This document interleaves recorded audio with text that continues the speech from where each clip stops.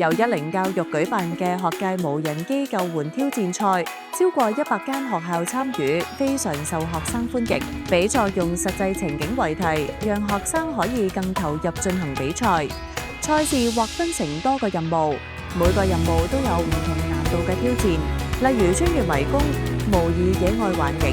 並編程無人機降落指定地點，發出音樂信號溝通，進行測量位置、距離並發出信號等挑戰，考驗同埋訓練學生嘅編程能力。學生需要喺限時中同隊友分工合作，喺各自擅長嘅範疇中發揮所長。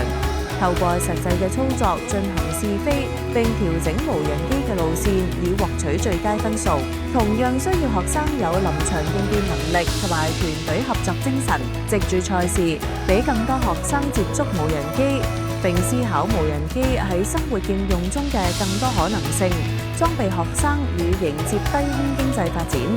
同時感受無人機編程帶嚟嘅樂趣與挑戰。